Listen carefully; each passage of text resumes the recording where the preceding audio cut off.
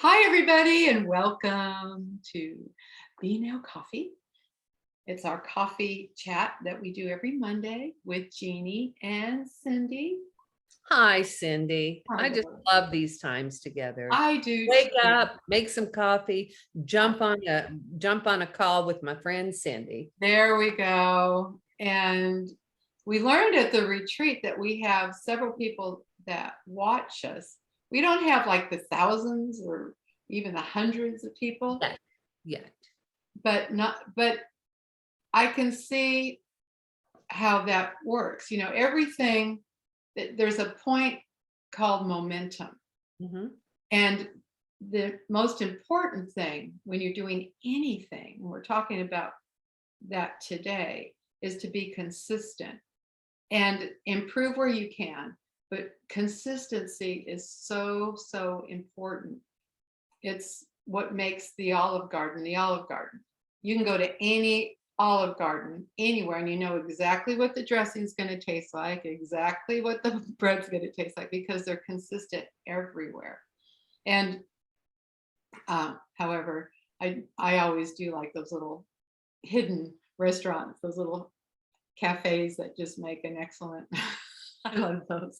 Well, you know what? It's not only consistency, which it is, Uh-huh. but it's also flexibility. So I think that, you and I were talking just briefly before we got on this call, saying, that what we wanted to talk about is the more success you have in anything, the more successful you tend to become. Right. It's And, easier. and yeah, in my opinion, Cindy, it's like we're we're paving, we've paved this road Mhm. and we've been down this road. Now there's going to be little curves in the road and stuff like this. What Jack Canfield said, he's the chicken soup for the soul, guy, all the books and stuff. And he said in the movie The Secret, he said, you don't have to know exactly where you're going. He said, in fact, you can get in a car at nighttime and your headlights will go between 150 or 200 feet in the darkness. And you can travel over 3,000 miles across this nation in the dark if you timed it that way, with only seeing the next 150, 200 feet.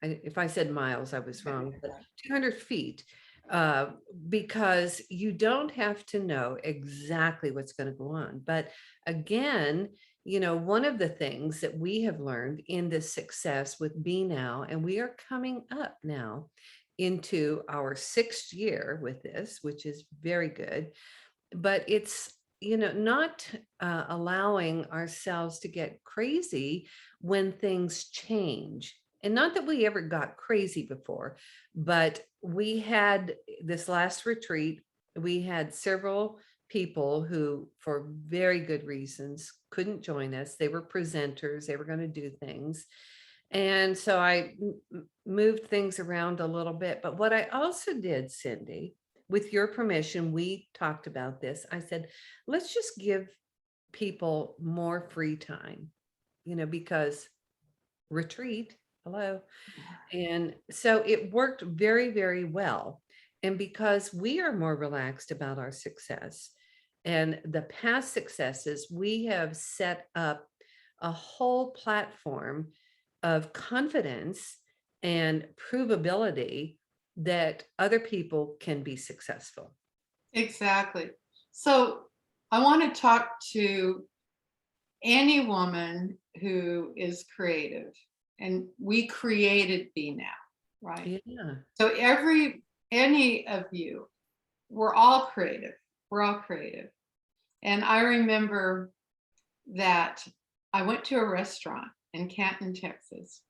It was a Mexican restaurant, and I ate the most delicious tortilla soup. It was so good. Mhm. And I said, do you have a recipe for this? Of course they said, well, we're not giving it to you. And I said, okay, okay. So what I did was I just looked at the soup and made a note of everything that I saw in the soup. So I went home and tried to duplicate it. It took me 8 times for me to come up with a recipe that was actually better than theirs, because I went back there one time and to eat their tortilla soup, and it wasn't as good as the one I had developed. Mhm. But it was trial and error, trial and error, trial and error. And that's what happens. That's what's happened with us. You do trial and error, trial and error, trial, trial, and then you're there. Then Mhm. you're there. And that's where we are right now. We're growing all the time. And it's exciting because we've really hit the tipping point with Bnow and our vision. Well, we have. And, one of the things that we look back and we kind of laugh about the first, number of years, because we tried and we actually did deliver this. It wasn't just trying, but we were committed to providing the best possible thing that we could present in the way of, the experience and the speakers and the interaction and everything. I mean, the first one we did like a power of 8 and, all of this stuff. We were light on our feet here. And I mean, we were just after a couple of years just going, what are you going to do with your $2 after this? Because we were committed to, developing this and delivering the best possible thing for people so that we had a foundation, but at a very reasonable cost. And what we have found is that what we deliver, and I've had several business coaches telling me, what in the hell are you thinking? You need to charge 3 or 4 times what you're doing. And I said, thank you, but we're doing, I'm aware, but, let's just see where this is. But one of the things that you and I have talked about, Cindy, which is so important, I think, is that we did not go and find an investor who was going to tell us what her or his opinion was going to be and manage us. It was a no, no, no, no. We have an idea. And we didn't go get an SBA loan that we had to pay interest on and pay it back and everything. We're self-funded. And because of that, and we showcase women who have their books and they have their services and they have their everything that things, seminars or whatever it is that they do, and we showcase them and we don't charge them a dime. In fact, I mean, for doing that part, they get a discount for being there and willing to do that. But, I had someone tell me once, well, why aren't you charging them a fee? And why aren't for that? And why aren't you charging them a percentage? And it was like, that's not our gig. It's just not our gig. No. We're here to be successful, to encourage that success. And I believe when you do the right thing, it comes back to you. Oh, absolutely.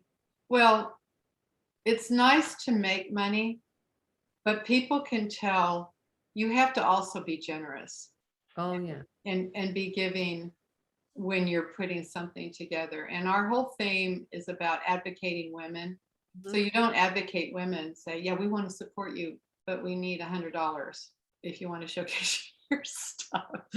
I mean, there's a time for that and there's places for that. And when you get big and you need venues and you need to pay for the venue, okay, then you do that. But Well, I there think has to be equal value. it has to be equal value. Exactly, exactly. And that's where you and I match perfectly, because you know business, you know how to do the books, you know how to collect the money, you know how to Write the contracts. write Yeah. the contracts, budget everything. You are the big machine, and I am the color. It's perfect. It is. We we are the yin and yang there. Yes. And which doesn't mean masculine and feminine. It just means two different energies. Right. The thing of it is, and this is funny, Carol Tuttle, who is Dressing Your Truth, which is how I found out that I'm a type 3. We found out you're a type 1 energy. Right. The type 1 energy is light and stuff like that. And type 3 is like get her done and stuff like that. But she said, because she's a type 3, and she said she showed pictures of her RBF. Have you ever heard that? Resting bitch face. I used to call it frozen faces. Yeah. It's funny because I think that I'm, fun and all of that, but many times I look, if I'm focused on something, I look really serious. Right. And you don't ever look serious. I Oh mean, my God. no, but that's a good thing. I don't mean that. I don't mean that you're Oh, never I serious. know. I But know. you have this energy that you just laugh and, Oh, and I love that about you. no, that's not. I tend to have an energy that can be very, focused because I'm going to get her done. And it looks like I'm angry sometimes. It looks like I'm, whatever. And it's like, I'm not. It's No. my energy is like focused at task on hand. And So we did have our moment at that retreat where I couldn't even talk. I was crying, sobbing so much because I was so, that moment, and we shared it because we ended up with this endless hug.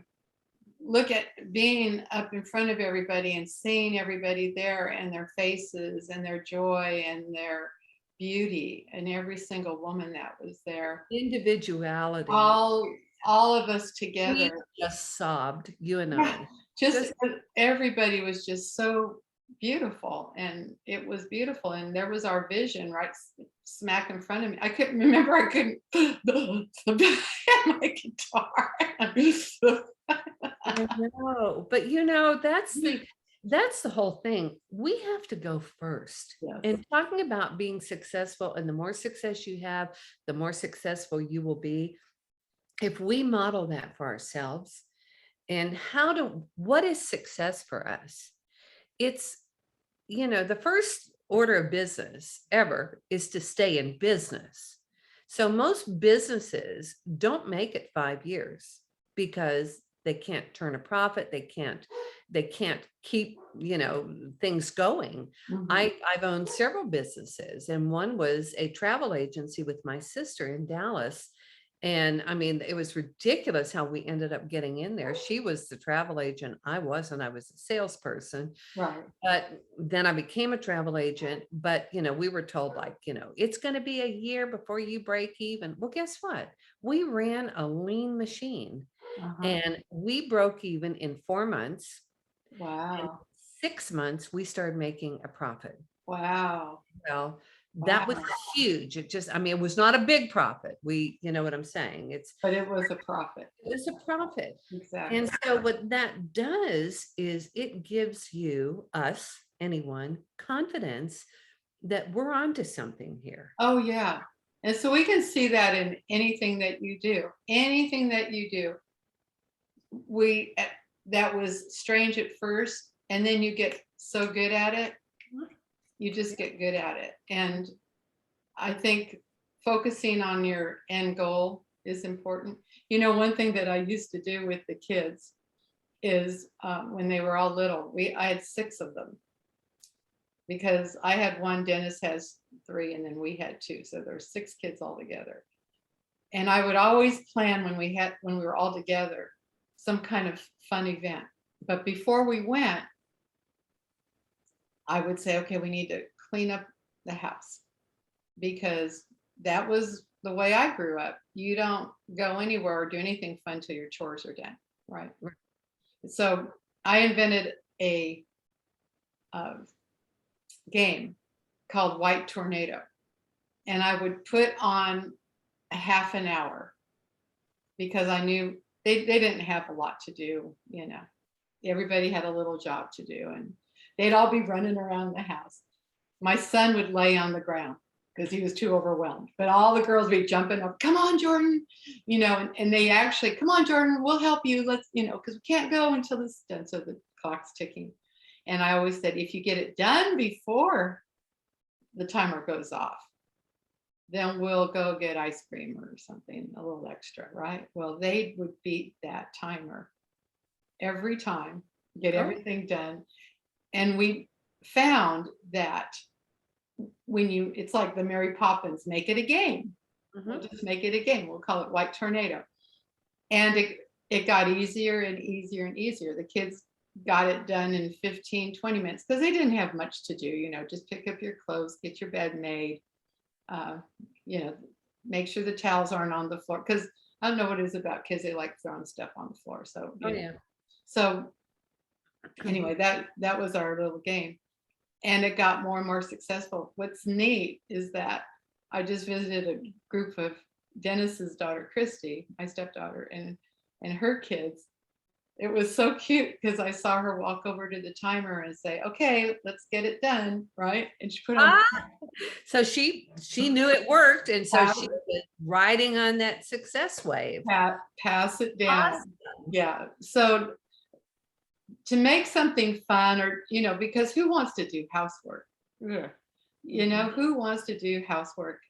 But I've learned how to get it done quicker. Again, the more success you have. So what I do when I'm cleaning up my house is I pick a spot like my kitchen table, and anything from one side of the house that goes on the other side of the house, instead of going all the way over, I just put or this side to this side. I put everything on that kitchen table, and then I grab it all up. So I actually cut my putting things away in half by doing that. So again, I mean, that's a simple little whatever, but keeping a clean house, cooking a meal, uh, your job, my daughter was so overwhelmed when she got her job. She got a really good job and she wasn't sure she could cut it. And now she's running things. The more success you have, the easier it is to be successful. Because I think one of the things we learned, Jeanie, that's so important is to not put our energy in trivial stuff Right. or negative things. You know, my son says that all the time. He says, "Mom, I have no energy for that." He invites zero negativity in his life because he knows he has the power Learned that from you. Hello. to push Yeah. it away. You Well, think? I mean, we talked the last time about mommy versus mom and stuff like that. Our kids learn what we show them. Even the white tornado thing, they learn what we show them. So you said something earlier, what we have to have a goal. And my question would be, how do I personally define success? Oh, I have a definition for Okay. success. My definition of success is that you touch somebody's life positively. Okay. So, and I've had that with my song that I wrote, the Jose Cuervo song. Right. And because through the years, that song was Song of the Year in 1983. So it's a long time ago. But through all these years, people will come to me and say, "Oh, my sister and I used to drive down I remember driving down the road singing that song." Another said, "My mom would drive me to school and we'd sing that song. She had a tape of it, or it was our college sorority theme song." Things, you know, I and they'd always be smiling because it's about tequila, and tequila just makes you smile. So, but until you drink too much of it, then you're not smiling. But anyway, uh, they always would smile, and so I knew I touched their lives. But you don't know how you touch somebody's life, Jeanie. And I know that there's things that you've said or to me and at the retreat and on these coffee chats that people share. You don't know they're sharing it, but you said something, or I said something, or we entertained something together that might have made a big mark in somebody's life where somebody just goes, "Whoa, I Well, need they to were hear." open to receive. And Right. that goes back to a couple of weeks ago when we were talking about don't shoot the messenger, because it can come from us and they might hear it. And that might come from someone in their family and they don't hear it because, whatever. So, we just pray, I've told you this, Joe and I have our prayer and meditation time every morning. Mhm. We call people by their names and we lift them up.